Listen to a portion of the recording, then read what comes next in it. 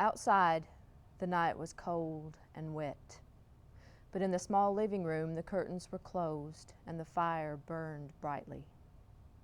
Father and son were playing chess, the father whose ideas about the game involved some very unusual moves, putting his king into such sharp and unnecessary danger that it even brought comment from the white-haired old lady knitting quietly by the fire. "Listen to the wind," said Mr. White, who, having seen a mistake that could cost him the game after it was too late, was trying to stop his son from seeing it. "I'm listening," said the son, seriously studying the board as he stretched out his hand. "Check." "I should hardly think that he'll come tonight," said the father, with his hand held in the air over the board. "Mate," replied the son. "That's the worst of living so far out," cried Mr. White with sudden and unexpected violence. "Of all the awful, out-of-the-way places to live in, this is the worst. Can't walk on the footpath without getting stuck in the mud, and the road's a river. I don't know what the people are thinking about. I suppose they think it doesn't matter because only 2 houses in the road have people in them." "Never mind, dear," said his wife calmly. "Perhaps you'll win the next one." Mr. White looked up sharply, just in time to see a knowing look between mother and son. The words died away on his lips, and he hid a guilty smile in his thin gray beard.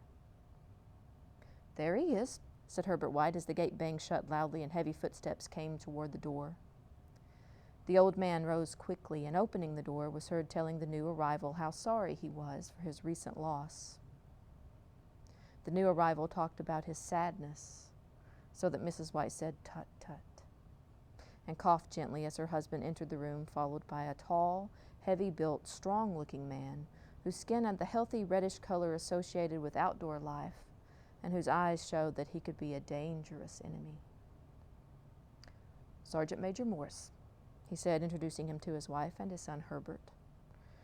The sergeant major shook hands and, taking the offered seat by the fire, watched with satisfaction as Mr. White got out whiskey and glasses.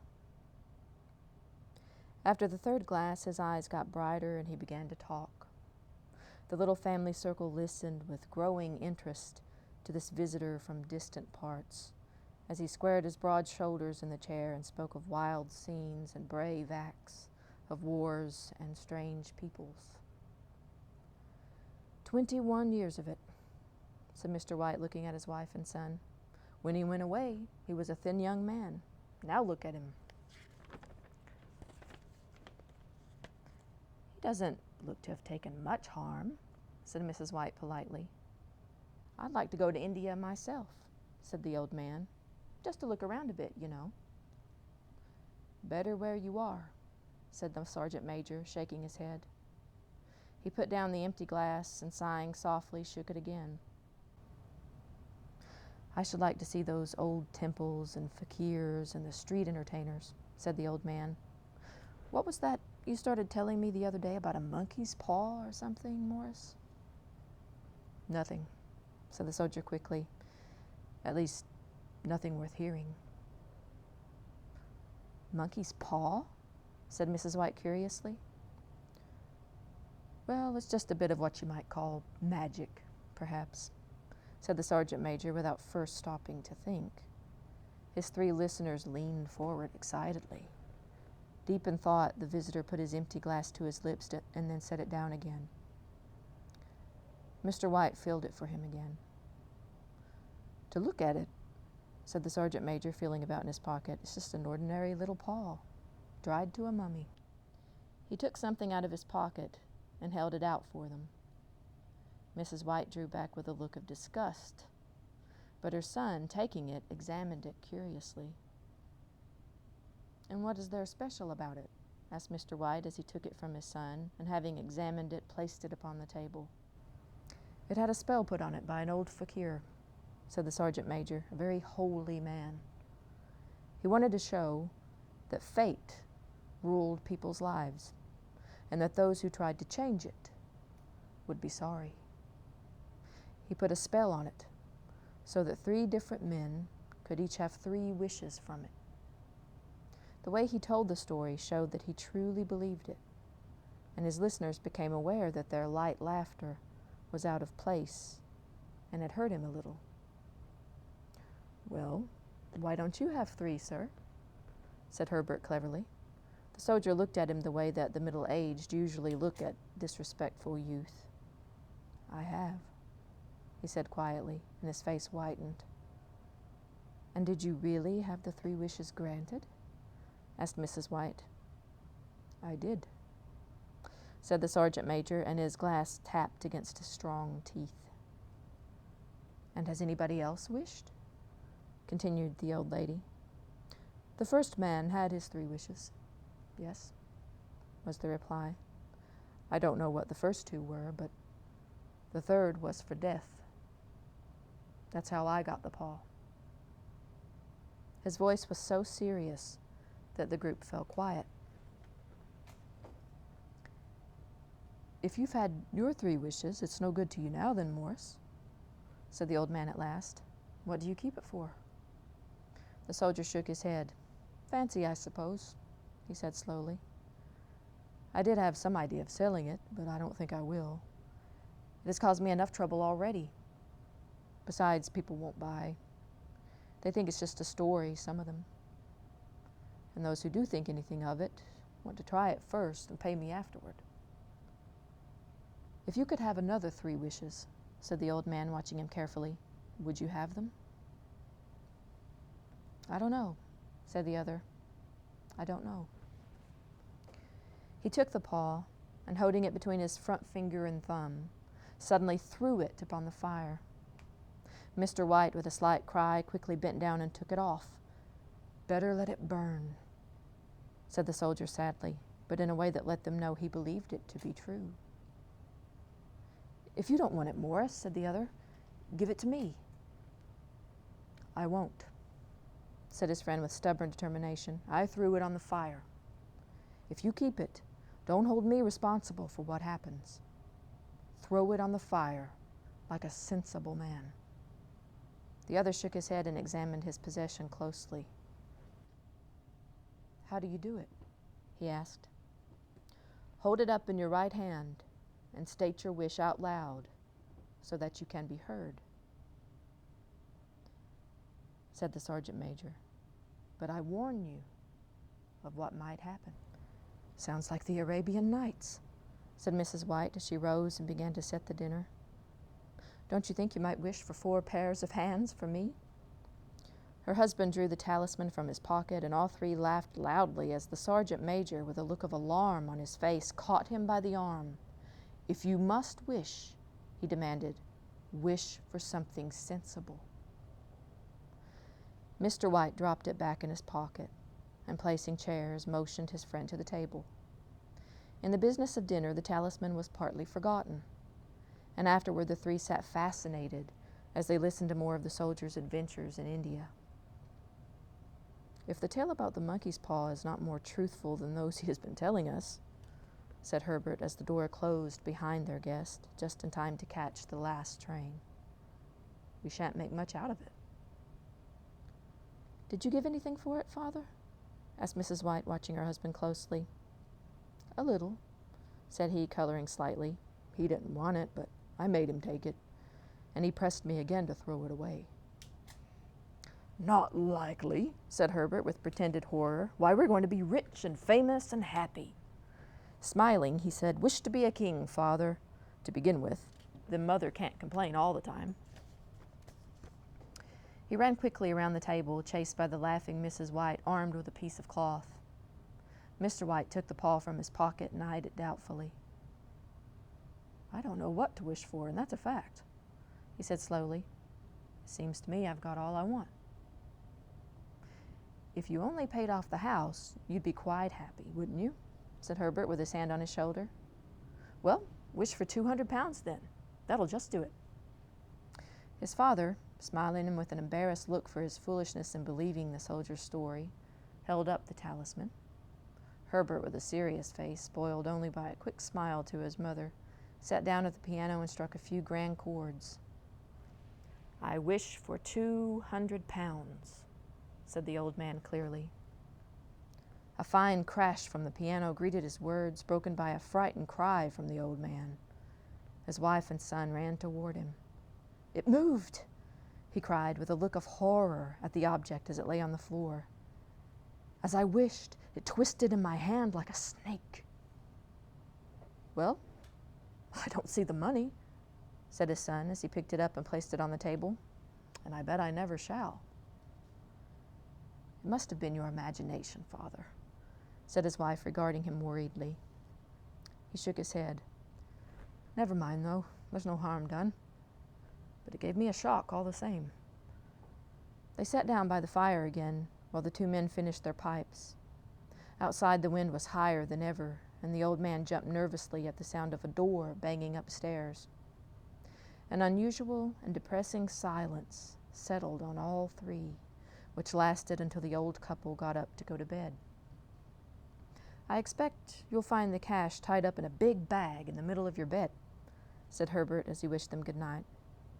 And something horrible sitting on top of your wardrobe, watching you as you pocket your ill-gotten money. Herbert, who normally had a playful nature and didn't like to take things too seriously, sat alone in the darkness, looking into the dying fire.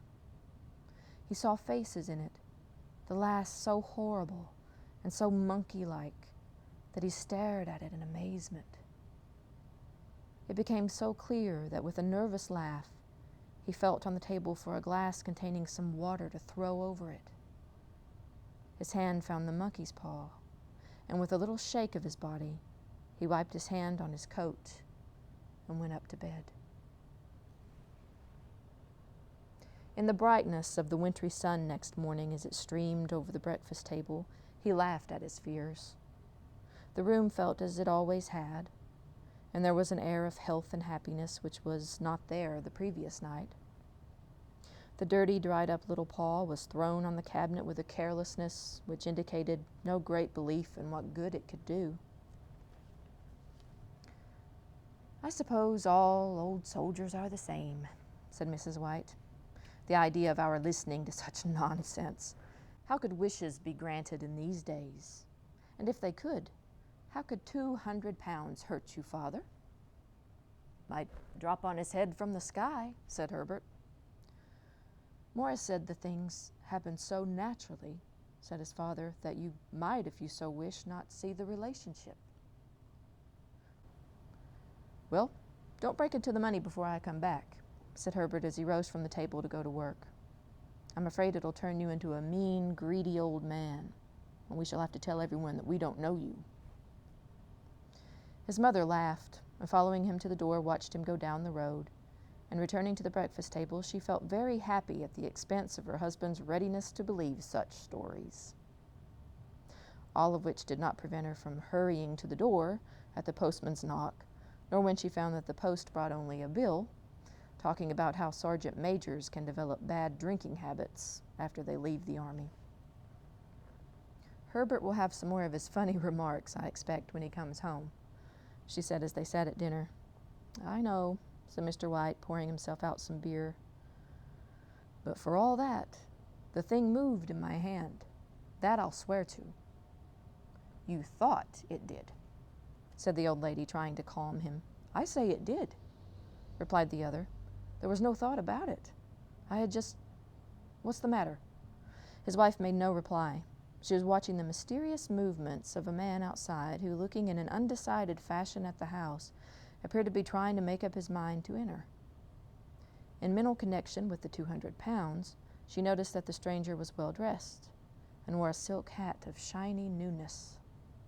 3 times he stopped briefly at the gate and then walked on again. The 4th time he stood with his hand upon it, and then with sudden firmness of mind pushed it open and walked up the path. Mrs. White at the same moment placed her hands behind her, hurriedly untied the strings of her apron, and put it under the cushion of her chair. She brought the stranger, who seemed a little uncomfortable, into the room. He looked at her in a way that said there was something about his purpose that he wanted to keep secret, and seemed to be thinking of something else, as the old lady said she was sorry for the appearance of the room, and her husband's coat, which he usually wore in the garden. She then waited as patiently as her sex would permit for him to state his business, but he was at first strangely silent. I was asked to call, he said at last, and bent down and picked a piece of cotton from his trousers. I come from Ma and Megan's. The old lady jumped suddenly as in alarm. Is anything the matter? She asked breathlessly. Has anything happened to Herbert? What is it? What is it? Her husband spoke before he could answer. There, mother, he said hurriedly. Sit down and don't jump to a conclusion. You've not brought bad news, I'm sure, sir. And eyed the other, expecting that it was bad news, but hoping he was wrong. I'm sorry, began the visitor. Is he hurt? Demanded the mother wildly. The visitor lowered and raised his head once in agreement. Badly hurt, he said quietly, but he is not in any pain. Oh, thank God, said the old woman, pressing her hands together tightly. Thank God for that. She broke off as the tragic meaning of the part about him not being in pain came to her. The man had turned his head slightly so as not to look directly at her, but she saw the awful truth in his face. She caught her breath and, turning to her husband, who did not yet understand the man's meaning, laid her shaking hand on his. There was a long silence. He was caught in the machinery, said the visitor at length in a low voice. Caught in the machinery, repeated Mr. White, too shocked to think clearly. Yes.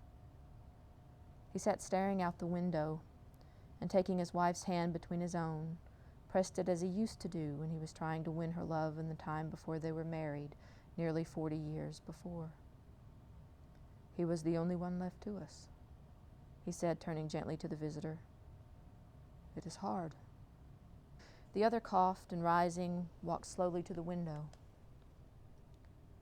The firm wishes me to pass on their great sadness about your loss, he said without looking round.